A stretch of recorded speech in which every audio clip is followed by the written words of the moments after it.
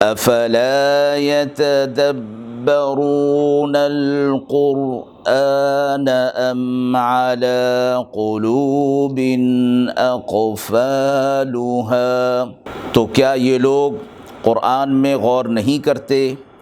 یا دلوں پر قفل لگ رہے ہیں؟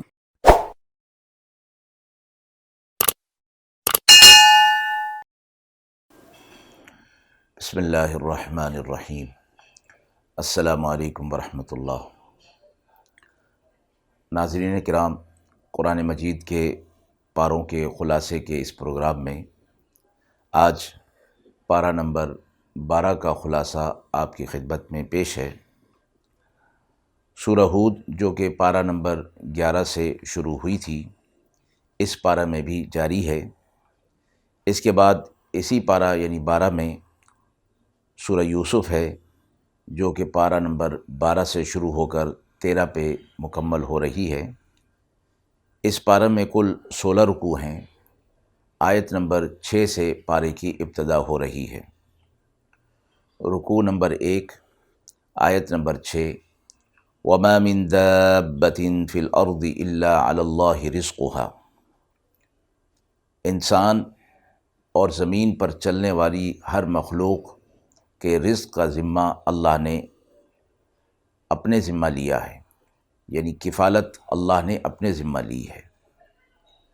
تو یہاں آیت میں یہ فرمایا گیا کہ انسان ہو یا دیگر مخلوقات ہوں، اللہ ان کا رازق ہے، اور مخلوقات اسباب اختیار کم کرتی ہیں، تو انسان کو اس میں یہ پیغام دیا گیا اور بتایا گیا کہ تمہارا رازق اللہ ہے، اور اللہ نے اپنے فضل سے اپنے اوپر یہ ذمہ لے لیا ہے۔ حالانکہ اللہ خالق اور مالک ہونے کی حیثیت سے، اعتبار سے اللہ پر کوئی چیز واجب نہیں، لیکن اللہ چونکہ اپنی مخلوقات پر رحم کرنے والا ہے، شفقت کرنے والا ہے، اس لیے اس نے اس شفقت اور رحم اور فضل اور کرم کی وجہ سے یہ رزق کی کفالت اپنے ذمہ لے لی ہے۔ لہٰذا اب اسی مسبب الاسباب پر ہی نظر ہونی چاہیے۔ دنیاوی جو اسباب ہیں جن کے ذریعے سے یہ رزق اور روزی ملتی ہے، ان پر بھروسہ اور توکل نہیں ہونا چاہیے، یعنی یہ اعتقاد ہونا چاہیے کہ اگر یہ ذرائع نہ بھی ہوں تب بھی اللہ رب العزت رزق دینے پر قادر ہے، کیونکہ اس نے ذمہ لے لیا ہے۔ جب اعتقاد یہ ہو تو پھر اسباب کو اختیار کرنا اور اسباب کے ذریعے سے روزی حاصل کرنا یہ توکل کے خلاف نہیں ہے۔ رکوع نمبر 2، آیت نمبر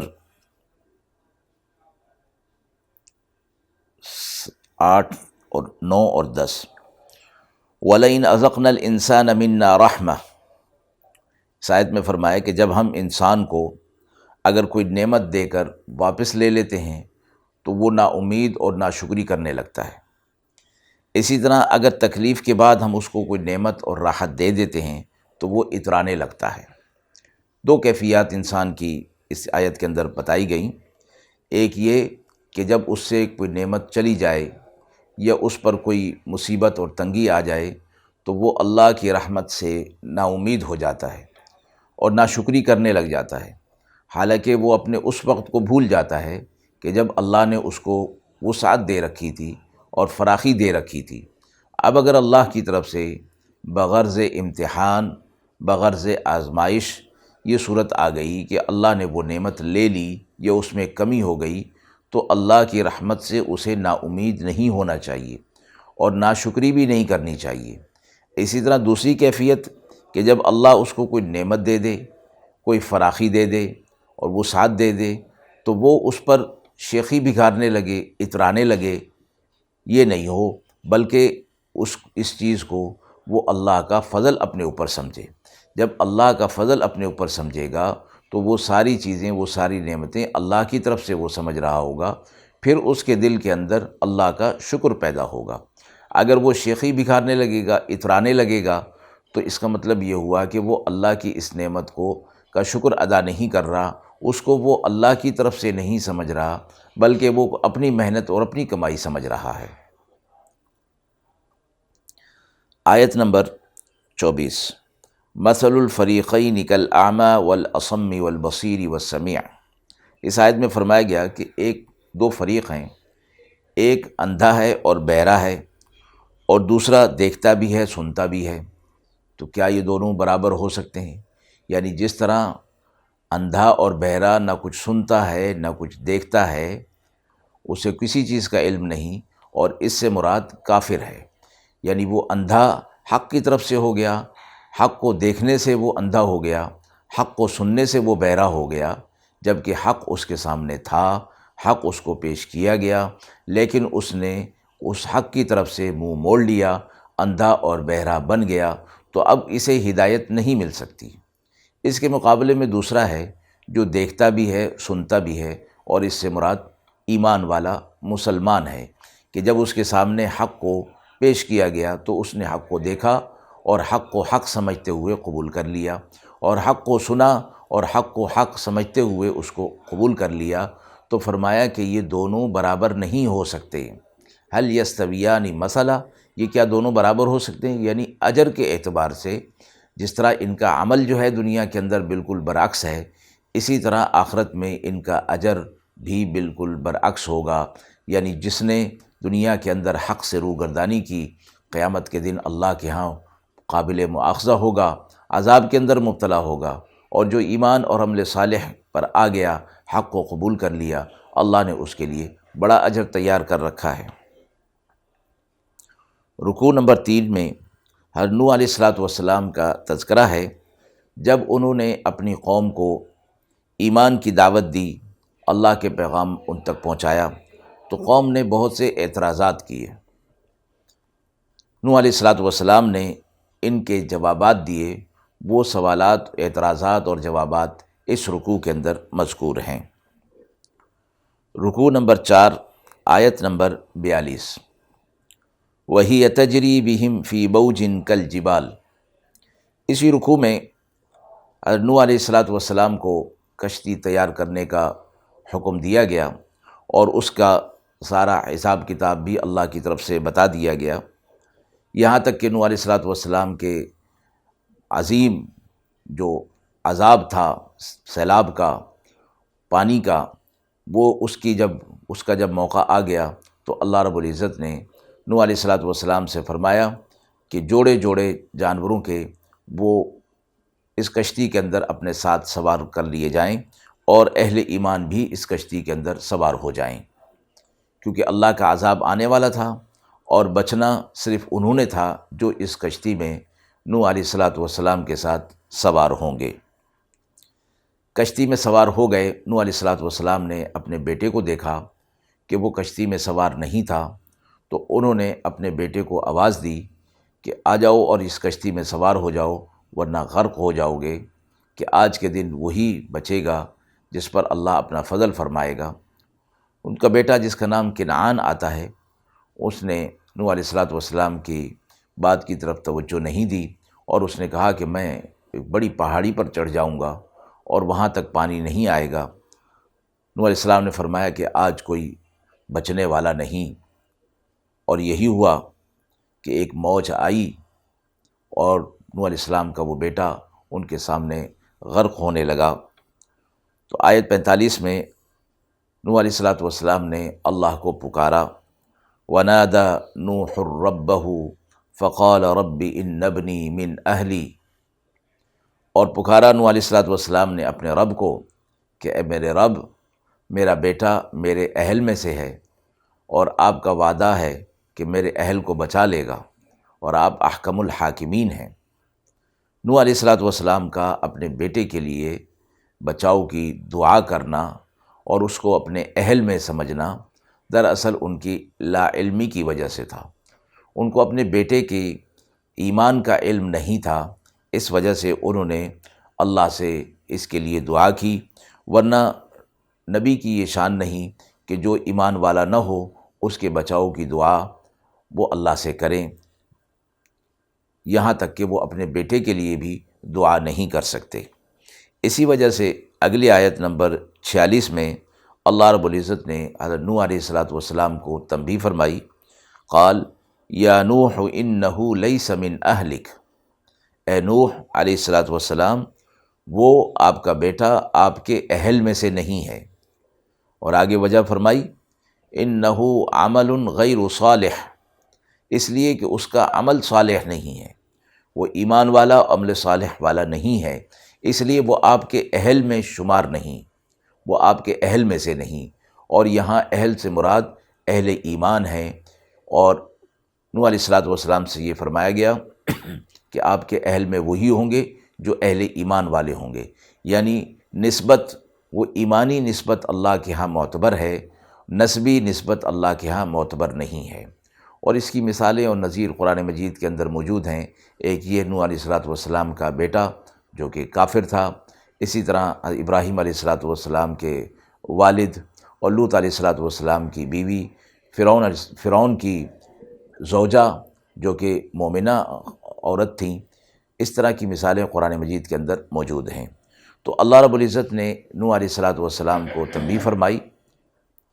انہ لیس من اہلک انہ عمل غیر صالح، اور آگے فرمایا فلا تسألنی ما لیس لک بہ علم، آپ ایسی بات نہ کریں جس کا آپ کو علم نہیں، انی اعظک ان تکون من الجاہلین، کہ آپ ناسمجھ لوگوں میں ہو جائیں گے اگر اس طرح کی بات کریں گے کہ آپ کو علم نہیں کہ وہ ایمان والا نہیں، جب وہ ایمان والا نہیں تو آپ کے اہل میں بھی شمار نہیں، اس لیے ایسی بات نہ کریں۔ تو نوح علیہ الصلاۃ والسلام فوراً اللہ کی طرف متوجہ ہوئے اور فرمایا قال رب انی اعوذ بک ان اسألک ما لیس لی بہ علم، اے میرے رب، میں آپ کی پناہ میں آنا چاہتا ہوں کہ میں ایسی کوئی بات کروں جس کا مجھے علم نہ ہو۔ تو بشری تقاضے سے اور پدری شفقت کی وجہ سے یہ بات جو ہے وہ ہو گئی، اور پھر جب علم میں آ گیا کہ بیٹا اہل ایمان میں سے نہیں، اس کا عمل صالح نہیں، تو اس پر تنبیہ ہونے کے بعد رجوع کر لیا۔ رکوع 5، 6، 7 اور 8 میں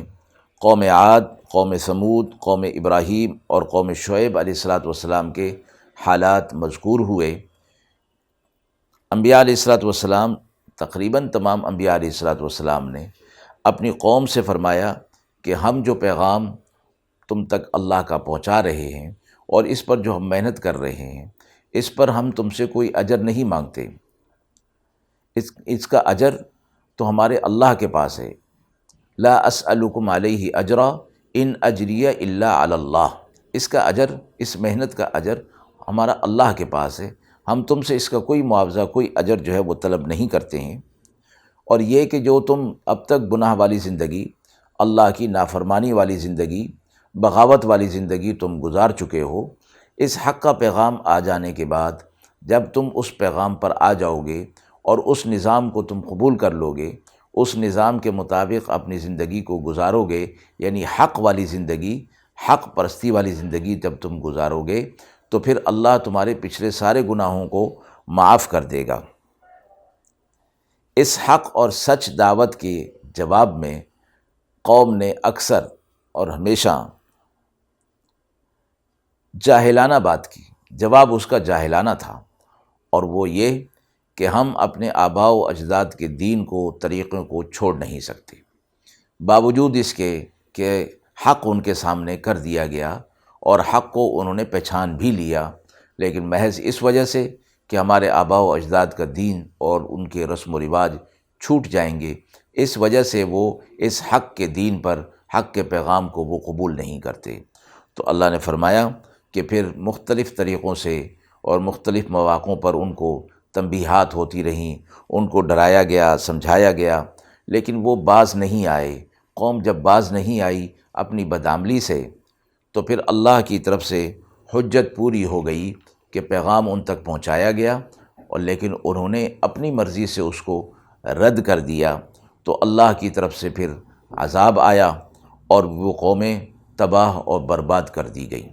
اور اس کی مثالیں اور عبرت قرآن مجید کے اندر بیان فرما دیا گیا تاکہ آنے والے لوگ اس سے سبق حاصل کریں۔ قوم شعیب علیہ السلام مشرک بھی تھے اور لین دین کے وقت ناپ تول میں کمی بھی کیا کرتے تھے، لوگوں کا حق مار لیا کرتے تھے۔ حضرت شعیب علیہ السلام نے ان کو اس عمل سے منع فرمایا لیکن قوم اس سے باز آنے کو تیار نہیں تھی، کیونکہ ان کے بھی آباء و اجداد اور رسومات میں یہ چیز شامل تھی۔ تو شعیب علیہ الصلاۃ والسلام سے کہنے لگے کہ آپ تو بہت ہی نیک اور سیدھے ہیں، آپ اپنی نمازوں کے اندر مبتلا رہتے ہیں۔ شعیب علیہ الصلاۃ والسلام نمازوں میں کثرت فرمایا کرتے تھے، نوافل کثرت کے ساتھ کیا کرتے تھے، تو ان کو اسی بات پر ان کو طعنہ دیا جا رہا ہے کہ آپ اپنی نمازوں کے اندر مبتلا رہیں اور ہمیں ہمارا کام کرنے دیں۔ تمام قوموں کو انبیاء علیہ الصلاۃ والسلام سب سے پہلے توحید کا سبق دیتے تھے، توحید کا پیغام دیتے تھے کہ اللہ کی وحدانیت ان کے دل کے اندر آ جائے، ایمان ان کے دل کے اندر آ جائے۔ اس کے بعد سب سے پہلی جو چیز وہ معاملات کی ہوا کرتی تھی، یعنی ان کے معاملات درست ہو جائیں، معاشرت ان کی درست ہو جائے، ایک دوسرے کے حقوق پہچاننے والے ہو جائیں۔ اور یہاں پر خصوصی طور پر ان کی اس برائی کا ذکر فرمایا اس رکوع کے اندر، رکوع نمبر 8 کے اندر، کہ یہ لوگ ناپ تول کی کمی کی وجہ سے معاشرتی برائی انتہائی عروج کو پہنچی ہوئی تھی، جس سے ایک دوسرے کے حقوق متاثر ہو رہے تھے، اور حقوق متاثر ہونے کی وجہ سے معاشرے کا امن اور سکون ختم ہو رہا تھا۔ اس لیے معاشرے کے امن اور سکون اور استحکام کے لیے حقوق کا پورا کرنا اور انصاف کا ہونا انتہائی ضروری ہے۔ رکوع نمبر 9، آیت نمبر 103، وَكَذَلِكَ أَخْذُ رَبِّكَ إِذَا أَخَذَ الْقُرَى وَهِيَ ظَالِمَةٌ، اور اسی طرح آپ کے رب نے بستی والوں کو پکڑ لیا جب کہ وہ اپنے اوپر ظلم کر چکے تھے۔ اللہ کی نافرمانی، گناہوں میں زندگی گزارنا، قرآن مجید کے روح سے یہ اپنے اوپر ظلم کرنا ہے۔ گناہ کر کے کسی کا کچھ نہیں بگڑتا، اپنا ہی بگڑتا ہے، اور اللہ نے اس کو اپنے اوپر ظلم فرمایا، اور اس تعبیر سے تاکہ انسان یہ سمجھے کہ اپنے ساتھ ظلم کرنا تو کتنی بڑی ناانصافی ہے۔ دوسروں کے ساتھ تو ظلم ویسے ہی ناانصافی، اپنی ذات پر ظلم اللہ کی نافرمانی کر کے ہوتا ہے کہ یہ لوگ اذا اخذ القری وہی ظالمہ، یہ لوگ ظالم تھے، نافرمان تھے۔ ان اخذہ علیم شدید، اللہ کی پکڑ بڑی سخت ہے، یعنی ان پر حجت پوری ہو گئی تھی، اس کے باوجود یہ لوگ ایمان نہیں لائے، اپنی روش سے باز نہیں آئے، اللہ نے انہیں عذاب میں پکڑ لیا۔ رکوع نمبر 10، آیت نمبر 114، وَأَقِمِ الصَّلَاةَ طَرَفَيِ النَّهَارِ وَزُلَفًا مِّنَ اللَّيْلِ، پانچوں وقت کی نماز کا ذکر اس کے اندر آ گیا کہ نماز کی پابندی کی جائے، نماز کے خشوع اور خضوع اور آداب کو ملحوظ رکھتے ہوئے، اس کے تقاضوں کو پورا کرتے ہوئے نماز پوری کی جائے۔ ان الحسنات یذہبن السیئات، بے شک نیکیاں برائیوں کو ختم کر دیتی ہیں، یعنی جب آدمی نیکی کرتا ہے تو اس کی برائی ختم ہو جاتی ہے۔ اور مفسرین نے اس بات پر اتفاق کیا ہے کہ اس سے مراد برائیاں جو ختم ہوتی ہیں وہ صغیرہ گناہ ختم ہوتے ہیں۔ اور آپ صلی اللہ علیہ وسلم نے فرمایا کہ جب انسان کوئی وضو کرتا ہے تو اللہ رب العزت اس کے وضو کرنے کی برکت سے اس کے اعضاء سے جو صغیرہ گناہ ہوئے ہوتے ہیں اللہ رب العزت وہ معاف فرما دیتے ہیں۔ اسی طرح حدیث مبارکہ میں آتا ہے کہ مومن جب ایک نماز باجماعت ادا کرتا ہے تو دوسری نماز تک اس کی جو صغیرہ گناہ ہوتے ہیں، پھر اگلی نماز جو ادا کرتا ہے اس نماز کی برکت سے وہ صغیرہ گناہ معاف ہو جاتے ہیں۔ کبیرہ گناہ فرمایا کہ یہ تو مومن کی شان ہی نہیں، البتہ اگر نفس کے غلبے سے، شیطان کے وسوسے سے کبیرہ گناہ ہو جائے تو فوراً توبہ کر کے اس گناہ کو معاف کرا لیا جائے اور اپنے نامہ اعمال سے اس کو ختم کر دیا جائے۔ آیت نمبر 118، وَلَوْ شَاءَ رَبُّكَ لَجَعَلَ النَّاسَ أُمَّةً وَاحِدَةً، اگر آپ کا رب چاہتا تو سب کے سب ایک امت ہو جاتے، وَلَا يَزَالُونَ مُخْتَلِفِينَ، اور ان کے اندر کوئی اختلاف نہ ہوتا۔ لیکن یہ اختلاف اللہ کی طرف سے حکمت پر رکھا گیا، حکمت کے لیے رکھا گیا کہ انسان کو اختیار دیا گیا کہ وہ اپنے اختیار سے ایمان اور عمل صالح کرے، اپنے اختیار سے صراط مستقیم پر آئے، تاکہ وہ اللہ کی نعمتوں کا مستحق سمجھا جائے، مستحق بن جائے۔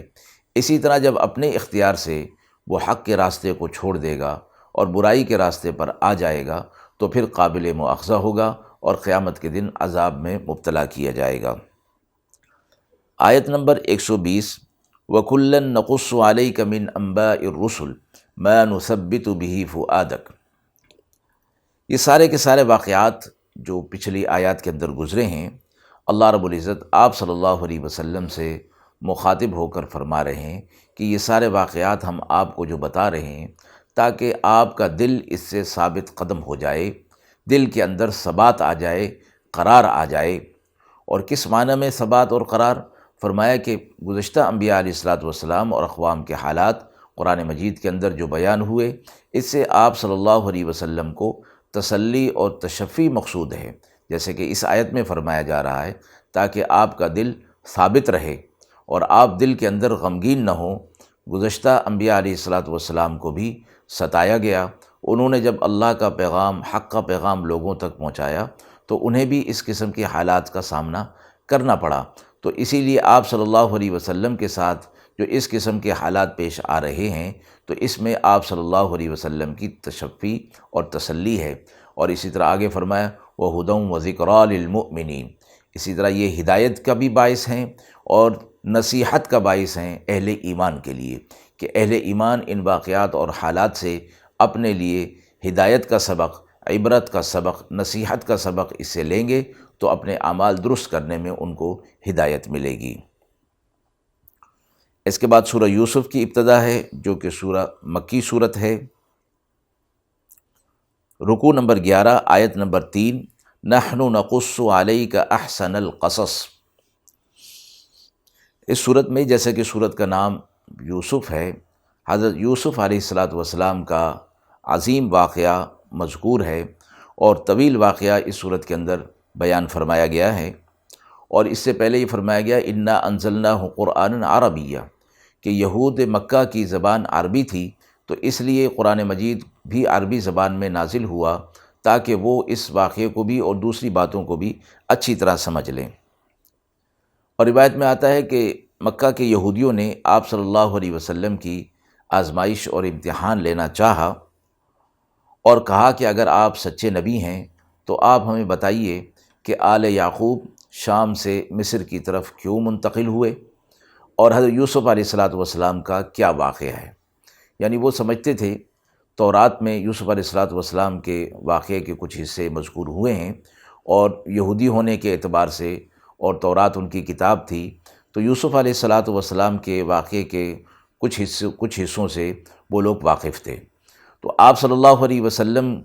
کے لیے وہ سمجھتے تھے کہ یوسف علیہ الصلاۃ والسلام کا واقعہ آپ کے سامنے نہیں، اس لیے اس بارے میں آپ کچھ بتا نہیں سکیں گے۔ اللہ رب العزت نے پوری صورت نازل فرما دی اور جس میں یہ فرمایا کہ نحن نقص علیک احسن القصص، کہ یہ واقعہ یہ ہم آپ کو بیان کر رہے ہیں اور یہ واقعہ احسن القصص ہے، یعنی واقعات میں بہترین واقعہ، چونکہ اس واقعے کے اندر ایسے پہلو نمایاں کیے گئے اور ایسی چیزیں ظاہر کی گئیں کہ جو درس عبرت ہیں، درس نصیحت ہیں اور اس سے رہنمائی ملتی ہے۔ اس کے جواب میں یہ پورا واقعہ بیان کیا گیا، پوری صورت نازل ہو گئی۔ واقعات میں یہ بہترین واقعہ جیسے فرمایا گیا کہ احسن القصص ہے۔ آیت نمبر 4، اذ قال یوسف لابیہ، یوسف علیہ الصلاۃ والسلام نے بچپن میں، اور روایت میں آتا ہے کہ ان کی عمر کوئی 8 یا 10 سال کے قریب تھی، ایک خواب دیکھا کہ 11 ستارے، چاند اور سورج وہ ان کو سجدہ کر رہے ہیں۔ انہوں نے اس خواب کو اپنے والد سے ذکر فرمایا تو والد نے انہیں منع کیا کہ اس خواب کو اپنے بھائیوں سے ذکر نہ کریں، کہ ان کے بھائی 11-12 کی تعداد میں تھے جو کہ ان کے سگے نہیں، سوتیلے بھائی تھے۔ یوسف علیہ الصلاۃ والسلام کا اگلے رکوع کے اندر، رکوع نمبر 12 میں بھائیوں کا واقعہ مذکور ہے کہ وہ یوسف علیہ الصلاۃ والسلام سے حسد کرتے تھے، کیونکہ والد کا، حضرت یعقوب علیہ الصلاۃ والسلام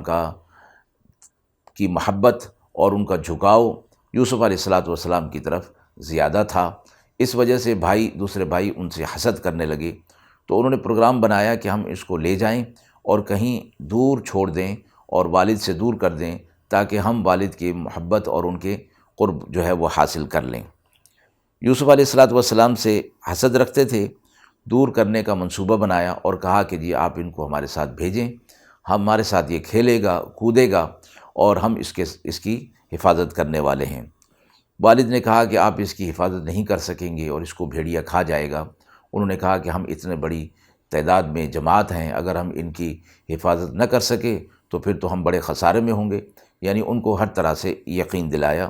بہرحال وہ یوسف علیہ السلام کو لے گئے اور پھر جو ان کا منصوبہ تھا قتل کرنے کا، قتل تو انہوں نے نہیں کیا، البتہ انہوں نے یوسف علیہ السلام کو ایک کنویں کے اندر پھینک دیا۔ وہاں سے قافلے والوں نے انہیں وہاں سے نکال لیا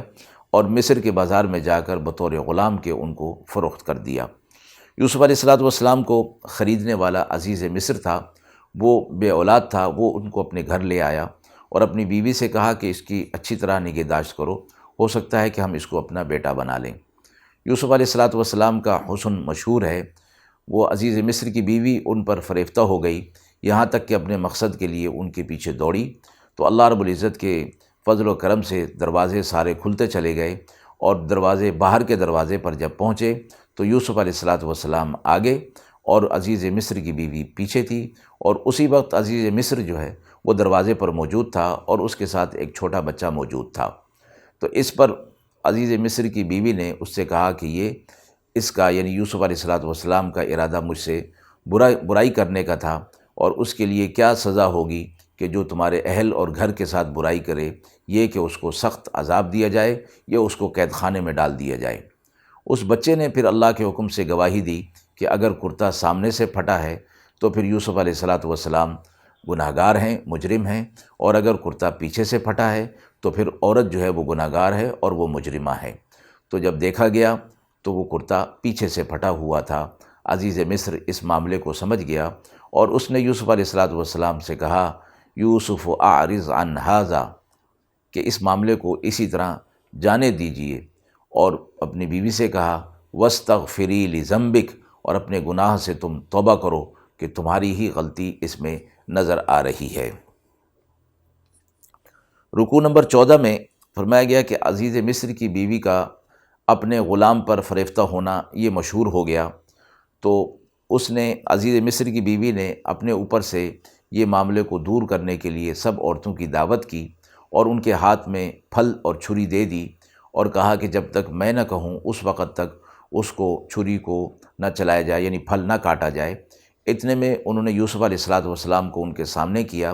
تو وہ تمام عورتیں، وہ جماعت پوری یوسف علیہ السلام کے حسن سے اتنی متاثر ہوئی کہ بجائے پھل کاٹنے کے انہوں نے اپنے ہاتھ اور انگلیاں کاٹ لیں۔ تو اس میں کہا قلنا حاش للہ ما ھذا بشرا، کہ یہ تو انسان نہیں ہو سکتا، ان ھذا الا ملک کریم، بلکہ یہ تو کوئی فرشتہ ہے، رحم دل کوئی فرشتہ ہے۔ اس کے حسن سے متاثر ہوئیں۔ اس پر عزیز مصر کی بیوی نے کہا کہ یہ ہے وہ جس کے بارے میں تم مجھے لعن طعن کرتی رہتی ہو۔ بہرحال اس الزام سے بچنے کے لیے یوسف علیہ السلام کو قید خانے میں ڈال دیا گیا، اور قید خانے میں ان کے قید کے جو ساتھی تھے انہوں نے ایک خواب دیکھا جو انہوں نے یوسف علیہ السلام کے سامنے ذکر کیا، تو یوسف علیہ السلام نے انہیں اس خواب کی تعبیر بتائی۔ ان میں سے ایک رہا ہو کر بادشاہ کے پاس جانے لگا تو اس کو یوسف علیہ السلام نے کہا کہ تم بادشاہ کے سامنے میرا ذکر کر دینا کہ میں بے گناہ قید میں ہوں۔ تو وہ شخص چلا گیا، وہ قیدی رہا ہو کر چلا گیا، اور وہ بادشاہ کا خاص خدمتگار تھا، وہ دوبارہ اپنی اس خدمت پر چلا گیا۔ تو وقت کافی گزر گیا، اور مفسرین فرماتے ہیں تقریباً 7 سال گزر گئے۔ وہ اپنی اس بات کو بھول گیا، یوسف علیہ السلام کی بات کو، کہ وہ بادشاہ سے کرے، یہاں تک کہ بادشاہ نے ایک خواب دیکھا اور اس نے اپنے مصاحب سے، اپنے وزیر و مشیروں سے اس کی تعبیر کے لیے ذکر کیا۔ تو اس پر اس خادم کو یاد آیا کہ وہ قید خانے میں ایک شخص ہے جو خواب کی تعبیر بتاتا ہے۔ تو یوں یاد آنے پر یوسف علیہ السلام کو قید خانے سے نکالا گیا اور پھر بادشاہ کی خدمت میں پیش کیا گیا۔ بادشاہ کو یوسف علیہ السلام نے خواب کی تعبیر بتائی، اور پھر وہ تعبیر کچھ اس قسم کی تھی کہ اس ملک کے اندر قحط آنے والا تھا، اور اس قحط سے بچنے کا طریقہ بھی یوسف علیہ السلام نے اس بادشاہ کو بتا دیا۔ رکوع نمبر 16 میں یوسف علیہ السلام بادشاہ کے دربار میں آ گئے اور اس خواب کی تعبیر اور آئندہ کے لیے جو قحط آنے والا تھا اس کے بارے میں اس کی تدبیر بتا دی گئی کہ اس قحط سے کس طرح بچاؤ کیا جا سکتا ہے۔ اس پر عمل کر کے آس پاس کے جو علاقے تھے وہ قحط میں مبتلا تھے، لیکن مصر میں غلہ کی فراوانی تھی اور آس پاس کے لوگ بھی وہاں قیمتاً غلہ خریدنے کے لیے مصر میں یوسف علیہ السلام کے پاس آیا کرتے تھے، کیونکہ عزیز مصر مصر کے بادشاہ نے یوسف علیہ السلام کو ہی اس چیز کا نگران اور ذمہ دار بنا دیا تھا۔ آیت نمبر 52 پر پارہ نمبر 12 مکمل ہو رہا ہے۔ وآخر دعوانا ان الحمد للہ رب العالمین۔